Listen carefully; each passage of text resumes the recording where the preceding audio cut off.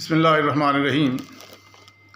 عورت اور مرد کی زندگی صبح سے شام تک اور شام سے صبح تک کیسی ہونی چاہیے، اس کا نقشہ شریعت میں مکمل طور پر دیا گیا ہے، جس کا خلاصہ یہ ہے کہ سب سے پہلا کام مرد اور عورت دونوں کے لیے یہ ہے کہ وہ صبح کو جلدی اٹھیں۔ جو خواتین صبح کو سویرے نہیں اٹھتیں وہ ہر دن میں کم از کم اپنے بہترین 2 گھنٹے ضائع کر دیتی ہیں، اور یہ ضائع شدہ وقت ایک دن میں صرف 2 گھنٹے ہوتا ہے، لیکن اگر اسی طرح 10 سال تک وہ روزانہ کرتی رہیں تو ضائع شدہ گھنٹوں کی تعداد 7000 گھنٹوں سے بھی زیادہ ہو جائے گی۔ یعنی جو مرد اور عورت صبح جلدی نہیں اٹھتے وہ اپنے 10 سال تک اگر یہی روش رکھیں گے تو 10 سال میں 7000 گھنٹوں سے بھی زیادہ اپنے برباد کر لیں گے۔ اس کا مطلب اپنی زندگی کا اتنا قیمتی ترین حصہ جو تھا وہ انہوں نے ضائع کر دیا۔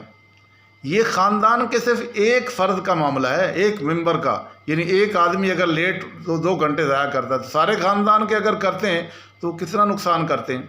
اس طرح تمام افراد کے ضائع شدہ گھنٹوں کا شمار کیا جائے تو وہ کتنا زیادہ ہو جائے گا۔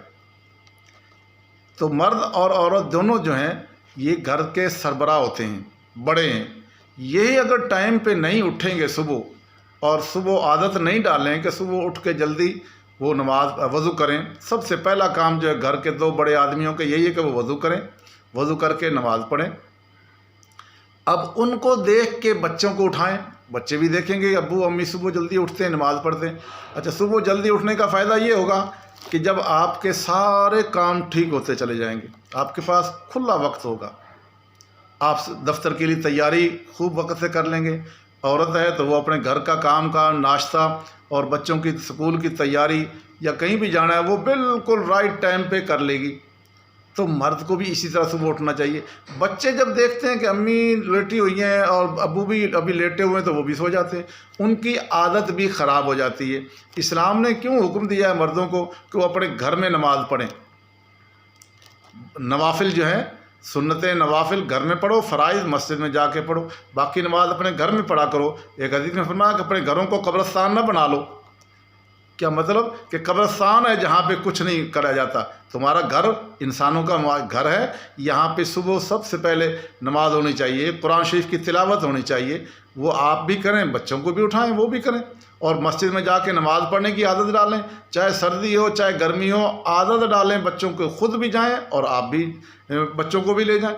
اس طرح بچے کی عادت بن جائے گی، آپ کو دیکھ کے وہ بھی زندگی کا یہ ڈسپلن سیکھ لیں گے اور ان کی زندگی بھی آگے جو ہے وہ اچھی گزرے گی۔